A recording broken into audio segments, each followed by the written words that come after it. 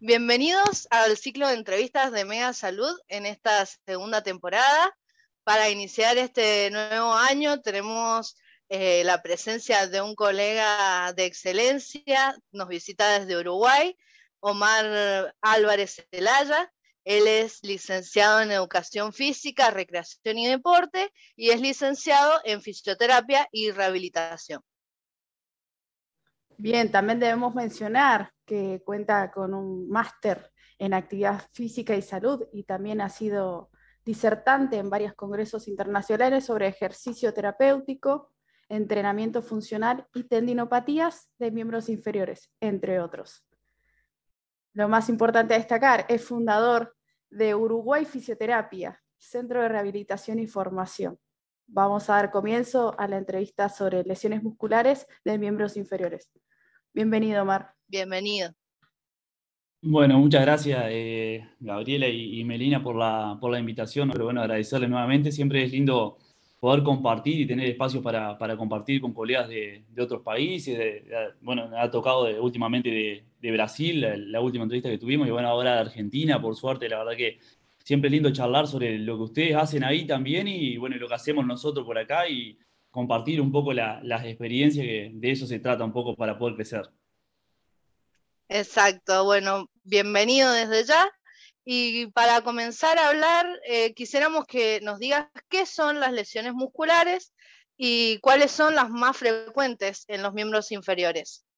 La lesión muscular en sí es el daño o alteración a cualquier parte de las estructuras del tejido muscular en sí. Puede ser del componente contráctil, como bueno, todos sabemos está dividido el músculo a nivel de sarcómero, fibras, miofibrillas. Puede ser del tejido conectivo que rodea a ese tejido contráctil también, o puede ser también de la unión miotendinosa, que es ese sector donde se juntan el tendón, el músculo como el componente activo, digamos, como el generador de energía, con el tendón, en dos estructuras diferentes. El tendón de por sí va a ser el que va a absorber, digamos, toda esa energía y la va a transmitir hacia el componente pasivo, en este caso, que es el sistema óseo. Eso sería en general, digamos, lo que la alteración de cualquier parte de esa estructura es lo que consideramos en rehabilitación, en fisioterapia, en kinesiología, en el caso de Argentina, como una lesión muscular, una lesión también de tejido blando.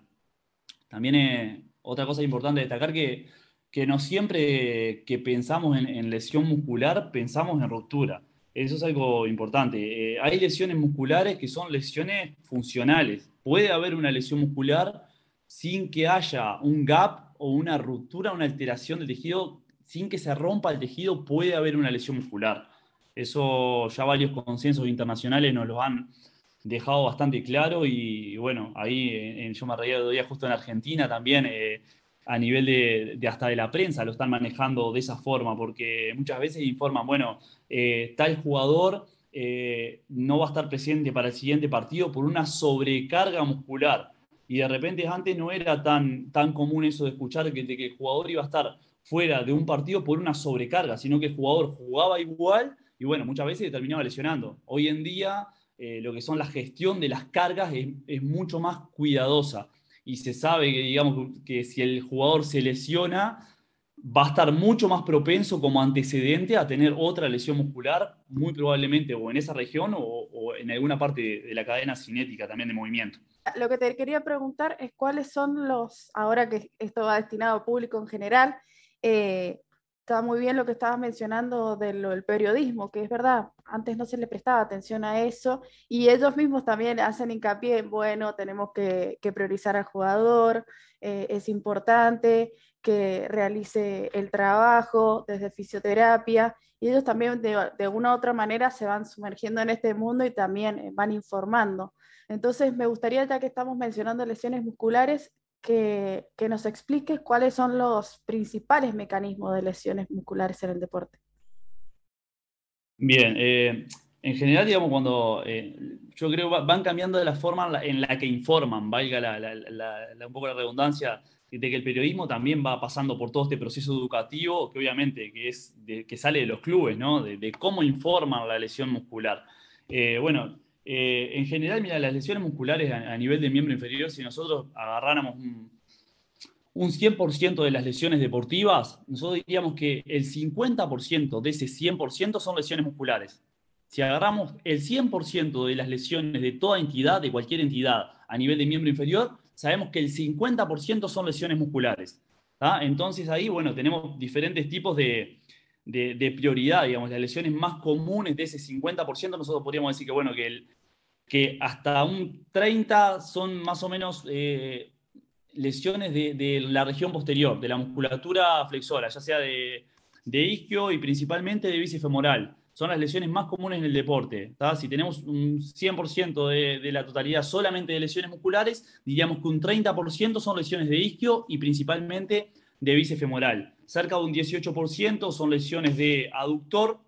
Después tenemos lesiones en menor porcentaje, 12-13%, lesiones de tríceps ural, que es lo que abarca gemelos y sóleo, principalmente, lo que comúnmente se conoce como la pantorrilla, ¿verdad? Con un gran predominio ahí a lesiones de gemelo interno, sobre todo por sobre el gemelo externo.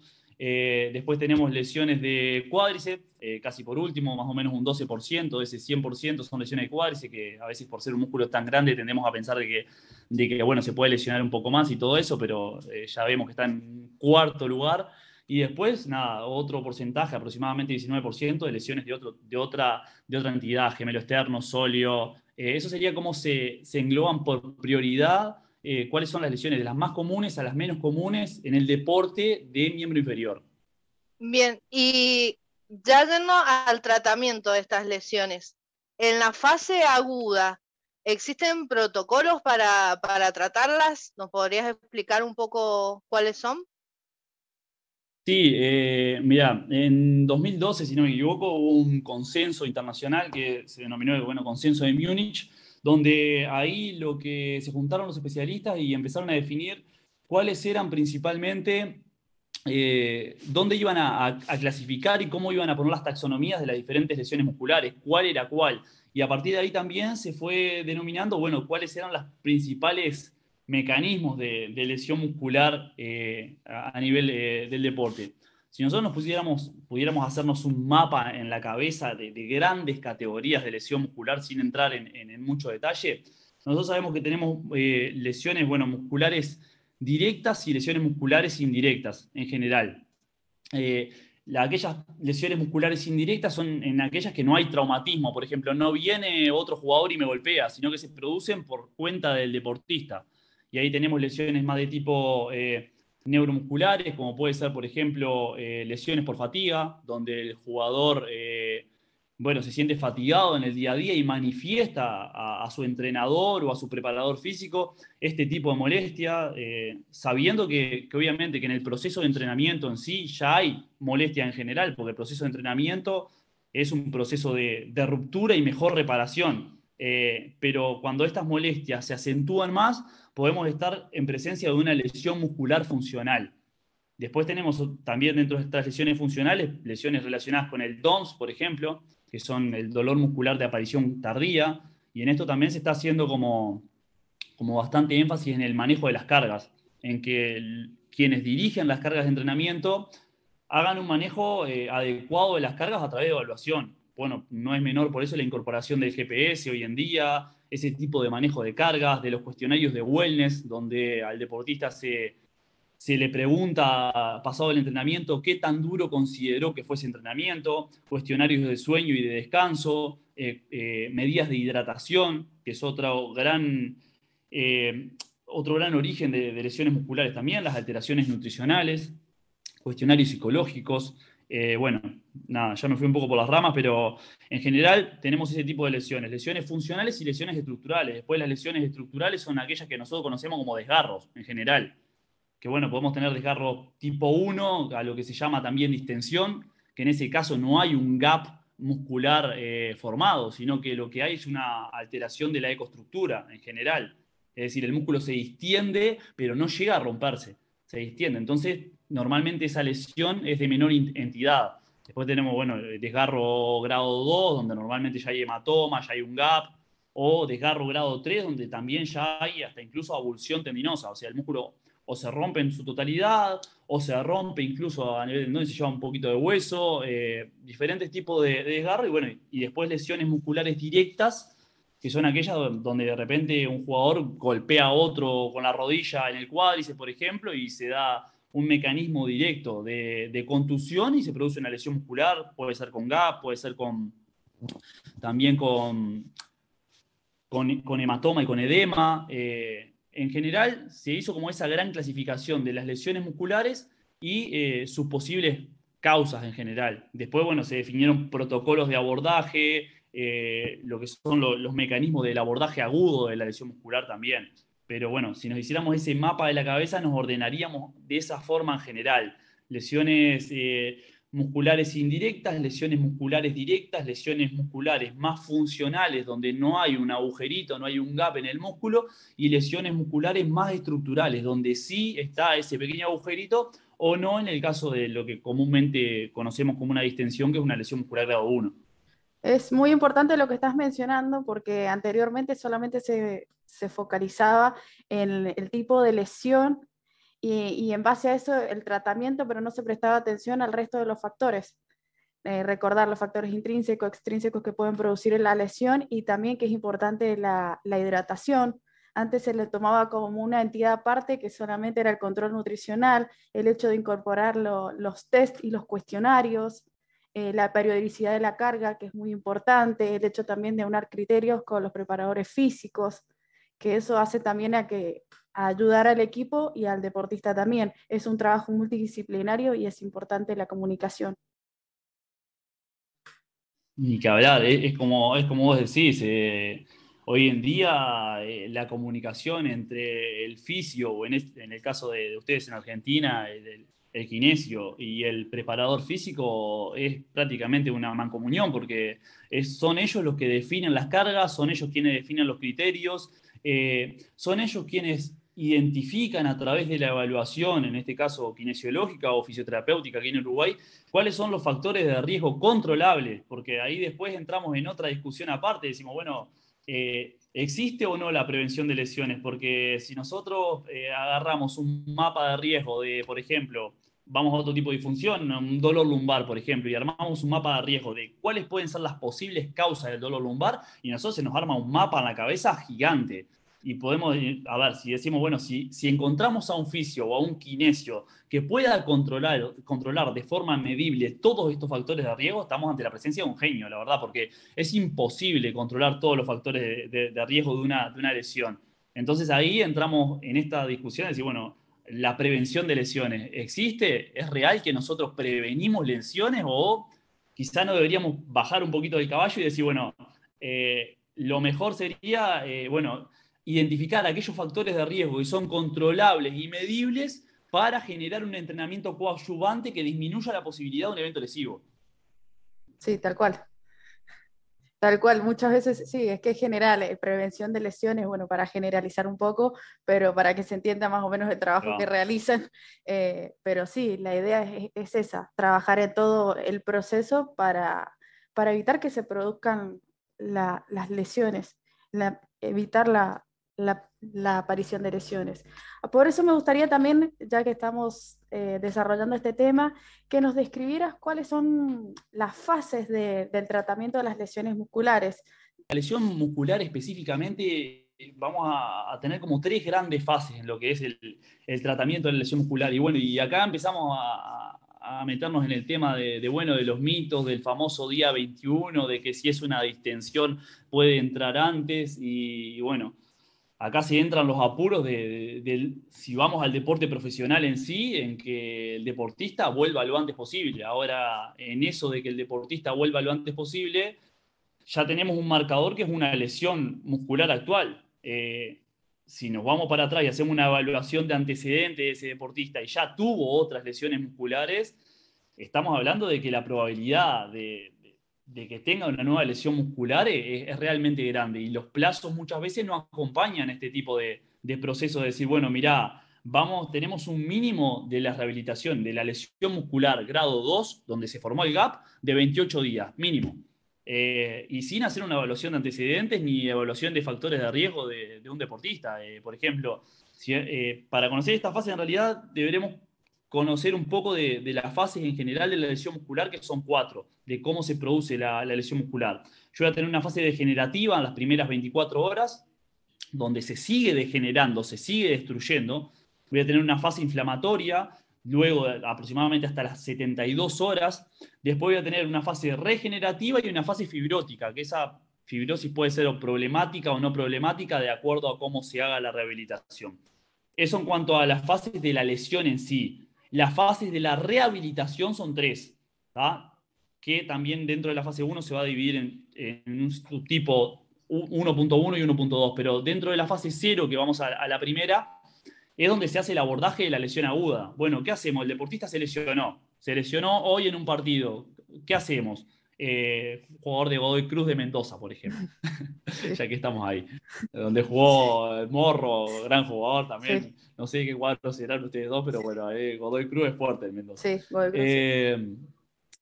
Como es, nada, esta fase 0, donde tenemos, es una fase degenerativa, donde sigue la degeneración. Y hay protocolos para la intervención de esa fase. Los protocolos fueron evolucionando desde la protección, hielo, elevación, lo que era el conocido como el RICE, después se pasó al PRICE, después se pasó, bueno, fueron evolucionando hasta actualmente el Peace and Love, que seguramente lo conocen, que el principal componente del Peace and Love que no contempla el frío, no contempla el hielo dentro de las primeras horas de la lesión muscular. Y nosotros nos ponemos a mirar por la tele y de repente sale el jugador lesionado y lo primero que hacen es ponerle frío. Decimos, ¿pero cómo? ¿Y no se contempla el hielo?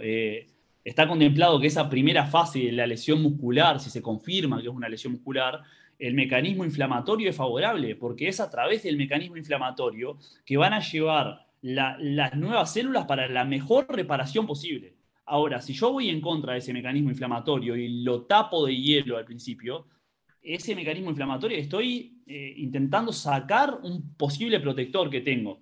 Lo estoy intentando eliminar. Esto en pro de que el deportista obviamente no tenga inflamación y pueda volver lo antes posible. Pero estoy sacando algo que es favorable para mí y para mi deportista. Otra cosa que se sacó en este protocolo Peace and Love es los antiinflamatorios. Cosa que le daban los jugadores, se lesionaba, antiinflamatorio, hielo, todo eso se sabe hoy en día que atenta contra la mejor calidad de la recuperación en esas primeras horas. Por lo tanto, estos protocolos han ido cambiando y han ido evolucionando. Bueno, se contempla hoy en día también la carga óptima. No, en general eso, digo, bueno, en el abordaje en la primera fase en cuanto a la fisioterapia, esas primeras horas hasta las 48, 72 horas va a ser gestión del hematoma, si hay hematoma se va a gestionar, no se va a intentar sacar la inflamación porque ya vimos que puede ser un aliado bastante beneficioso para la mejor rehabilitación. Se puede hacer abordaje a distancia, como pueden ser, por ejemplo, terapias miofaciales instrumentales, como puede ser manipulaciones facial instrumental.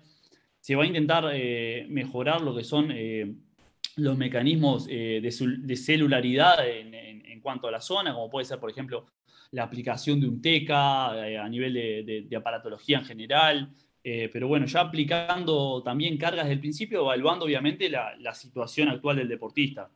Después se va a ir hacia una fase más 1.1, que se le llama el desglose, que esa fase va a ir desde las 48, 72 horas hasta el día 7, y ahí sí ya se va a tomar un poquito más de protagonismo del trabajo activo, va a tomar un poco más de protagonismo el ejercicio aeróbico también, porque hay una forma física que mantener de ese deportista, y se ha visto como muy aliada la forma física del deportista con la calidad de la rehabilitación.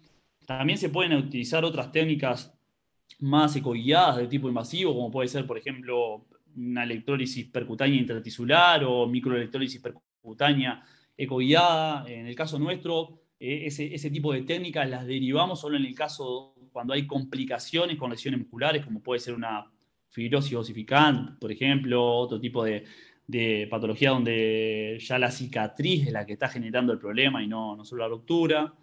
Una fase más avanzada, tipo 1.2, donde va del día 7 hacia el día 14, donde se va a trabajar sobre esta exposición gradual del deportista a la carga con diferentes ejercicios, con diferentes tipos de contracciones, con restablecimiento del control motor también, donde el sistema nervioso va a jugar un papel bastante importante, porque en la lesión muscular no siempre se da por por ausencia de fuerza, las que son intrínsecas, muchas veces se dan por alteraciones en el sistema nervioso, porque un determinado grupo muscular sobrepasó al otro en lo que son las capacidades, o porque uno que se tenía que contraer en un momento no le dio las luces al sistema nervioso y no protegió en ese momento. Como pasa en la lesión del isquio, pasa mucho eso también. En la fase de prebalanceo de la marcha, que el cuádriceps se termina comiendo, entre comillas, al isquio, y al isquio no le da para frenar. No sé si voy muy rápido, mucha información. No, Yo está me bien, meto me meto en está esto bien. y No, está me bien, olvido de te voy todo. siguiendo Dale, muchas cosas a lo que te estás refiriendo es corten la cuando evaluación quieran porque yo la evaluación de la me enrosco. fuerza y los diferentes tests que utilizás, calculo que también utilizan encoder.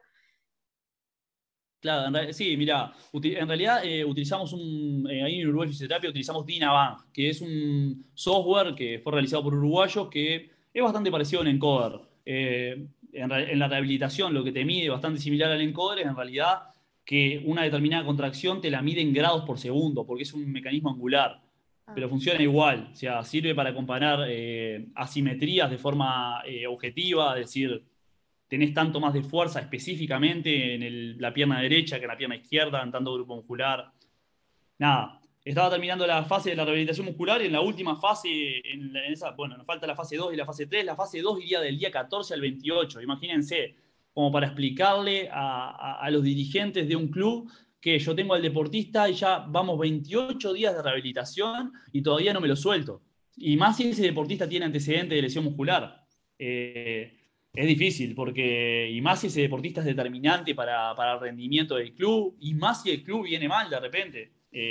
Entonces en ese día 14-28 van a tomar protagonismo los ejercicios excéntricos, se va a poder trabajar con ejercicios isoinerciales también para que ese tejido esté acostumbrado a ese frenado en cuanto a la funcionalidad y pueda frenar. Se va a trabajar en la fuerza de la cadena cinética, porque lo que se rompe es una parte del tren, pero por ejemplo a nivel posterior yo tengo isquios, tengo tríceps ural, tengo glúteo y si me apuran hasta directores espinales en todo ese tren posterior que va a configurar lo que va a ser ese empuje en cuanto a la carrera, al trote, a la velocidad, en cuanto a lo que sea. Entonces, todos esos otros componentes yo lo voy a tener que tener en cuenta para la rehabilitación.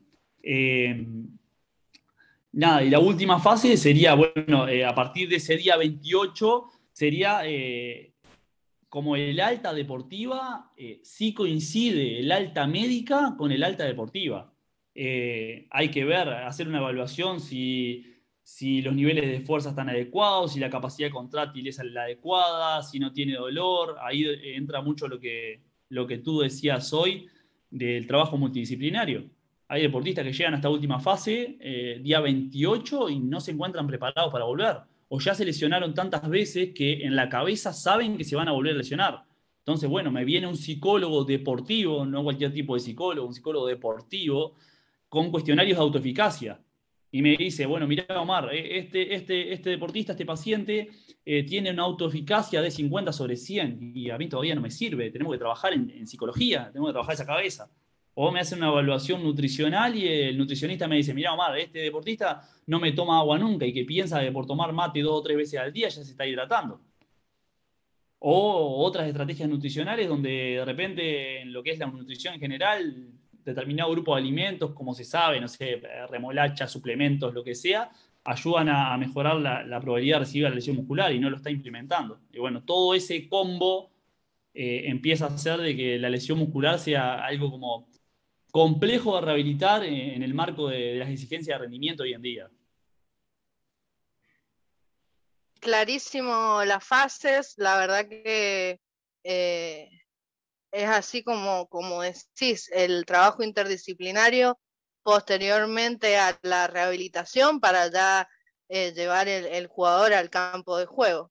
Y hablabas que la prevención no sería prevención en realidad, pero ¿cuáles son esos factores de riesgo más importantes para evitar una recidiva de una lesión muscular? Bien, perfecto la pregunta. Yo creo que está definido en sí, no lo creo yo. El factor de riesgo más importante para tener una lesión muscular es haber tenido una lesión muscular.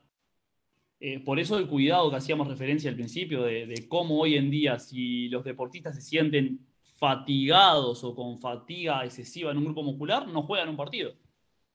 Porque se sabe que si se lesionan, la posibilidad de lesionarse nuevamente es grande. Para que tengas idea, en una lesión de isquio, de recidiva, de segunda vez que el deportista se lesionó el bíceps femoral, por ejemplo, en la primera semana de la vuelta del return to competitive, tiene una posibilidad de hasta un 30% de sobrecaer en la primera semana. 30%, es un montón. De la primera semana de que volver a lesionarse. Y eso, obviamente, tenemos que contemplar todos estos otros factores que andan a la vuelta, ¿no? Factores psicológicos, nutricionales, el control de la carga, cómo se hace esa vuelta progresiva al deporte, hasta análisis biomecánico de las zancadas. Hoy en día a Messi le pasó de tener muchísimas lesiones a nivel de bíceps femoral y le hicieron modificaciones biomecánicas en la carrera para que no genere tanta tensión en el bíceps femoral y pueda manejar de mejor manera la posibilidad de tener nuevamente lesiones musculares. Y estamos hablando de, obviamente, es el máximo rendimiento, ¿no? Sí, es muy importante lo que mencionabas de las fases de una lesión muscular y el hecho de respetar cada una de ellas y también el hecho de dar a conocer que en el área deportiva no se utiliza tanto equipo de fisioterapia. Si es necesario, sí se utiliza, más que nada en periodo agudo, pero sí, a medida que progresan las fases, se prioriza que se completen bien, que se llegue a una buena recuperación, y eso mediante la ayuda de ejercicios, y más que nada se busca ejercicios activos y algunos instrumentos que nos ayuden a la rehabilitación, pero no enfocar, no tener en mente que se utilizan equipos, porque muchas personas dicen, no, directamente vas al fisio y te coloca algún equipo, y en el área deportiva es totalmente diferente, y lo más importante son las evaluaciones que se van realizando periódicamente. Sí, a ver, en el área deportiva y en el área no deportiva también. O sea, el ejercicio terapéutico hoy en día es el medio o el abordaje terapéutico con mayor evidencia a nivel de intervención fisioterapéutica, kinesiológica en Argentina. Hago esta diferenciación de Uruguay y Argentina porque acá en Uruguay el fisio es, nada, es una carrera universitaria de 5 años, 4 años, una investigación, pero también tenemos kinesiólogos, pero no es el mismo kinesiólogo que hay en Argentina. Kinesiología es un curso de 6 meses, 7 meses, por eso hago esa diferenciación entre ahí Argentina, kinesio, que sí tiene una formación espectacular, y acá Uruguay, fisio, una diferenciación terminológica nada más. Pero sí es, como vos decís, al 100%, el ejercicio terapéutico hoy en día en las diferentes disfunciones es la intervención a través de tratamiento que más evidencia tiene y más respaldo tiene. Que usamos aparatos, sí, usamos aparato también. Ahora, en Uruguay Fisioterapia no tenemos esa modalidad de llegar y que un paciente llega y es enchufado, ¿no? O sea, el paciente llega, se le hace una evaluación, una anamnesis completa, una evaluación funcional, una evaluación postural, y a partir de ahí se van determinando cuáles son todos los tipos de factores de riesgo que podemos controlar y cuáles podemos mejorar en el tratamiento. Y después la aplicación del tratamiento es 80-10, te diría, 80-20, 80% ejercicio terapéutico y 20% aparatos, que sí los tenemos, sí los utilizamos en la medida que los convengamos necesario, pero tenemos el paradigma de fisioterapia de demandas y capacidades. O sea, a tu cuerpo lo que le tenés que dar es capacidad, porque vos después cuando vayas a correr no vas a andar con el aparato a cuesta. Tu cuerpo va a tener que de por sí generar la capacidad para enfrentar la demanda que vos le quieras poner, ya seas deportista de élite o seas doña Pocha que quiere ir al almacén a cargar 4 papas y tiene que tener la fuerza para caminar y para levantar esas papas. Entonces, es un paradigma de demandas-capacidades. La verdad que Omar, muy clarificadora la entrevista, y nos encanta que hayas podido acceder y que nos brindes también tus conocimientos, y es muy importante también dar a difundir Uruguay Fisioterapia. Así que desde Mega Salud, la verdad que no queda más que agradecimientos hacia vos. No, gracias a ustedes y bueno, disculpa, a mí siempre me pasa lo mismo en estas entrevistas, en estos contactos que hacemos, bueno, en las conferencias también, siempre me paso de tiempo, a veces hablo de más, hablo como un poco rápido. Nada, lo importante es que quede la información y es importante también la educación general de las personas y de los deportistas a la hora de elegir un servicio de salud y de qué es lo que van a hacer en cada lugar. El del deportista, en el caso bueno, de cómo se debería de cuidar para disminuir o bajar al mínimo las posibilidades de tener una lesión, en este caso las lesiones musculares que estamos hablando. Y de la persona en general, bueno, de cómo la van a abordar en cuanto a lo que puede ser un abordaje de una disfunción determinada, bueno, en un lugar determinado también. Siempre vamos por ese lado de que hay que aumentar la capacidad de la persona para que pueda hacer frente a las disfunciones que va a poder tener o a las demandas que le quiera poner en general. Me parece que va por ese lado en general y bueno, no, gracias a ustedes. Si tienen cualquier otra pregunta, me dicen y le ¿Nos charlamos, no pasa nada. podrías brindar tus medios de contacto? ¿Dónde pueden encontrar Uruguay Fisioterapia? Sí, a nivel de redes en general, está, en Instagram está Uruguay Fisioterapia, y bueno, en Facebook también, Uruguay Fisioterapia, está, y después particular, Omar Álvarez, ok, es mi Instagram, ahí me pueden encontrar también, y cualquier pregunta que tengan en cuanto a rehabilitación, a entrenamiento, siempre estoy abierto. Normalmente en el día a veces me cuesta responder porque estamos casi todo el día, por suerte, haciendo clínica y atendiendo, y generando nuevas dudas también, que bueno, eso también estamos como bastante abiertos de estar con el vaso vacío para seguir aprendiendo. No, así que desde Mega Kinesiología estamos muy contentas de haber podido realizar esta entrevista junto a vos, Omar, y a futuro sigamos realizando mayores convenios o entrevistas. Así que la verdad, un placer. Por supuesto, nada, siempre abierto para lo que necesiten. Si quieren venir a Uruguay al tercer Congreso de Fisioterapia que estamos organizando en este momento en agosto, también están invitadas. Así que bueno, felicitarlas por el espacio, porque también esto que ustedes generan es como bastante válido y nada, son espacios que muchas veces la gente empieza a conocer información o cosas que de repente no hace o podría estar haciendo para mejorar su salud y ustedes a través de este medio lo hacen posible o para gente que a veces no puede acceder directamente a determinados servicios. Entonces, bueno, me parece buenísimo lo que están haciendo y las felicito, la verdad. Muchísimas Muchas gracias. gracias, Omar. Así que, bueno, se viene el Congreso en Uruguay. Sigan a Uruguay Fisioterapia para saber más novedades. Esperamos contar con vos nuevamente en otra oportunidad. Y Por siempre supuesto, por recuerden, supuesto. Mega, cuida tu salud.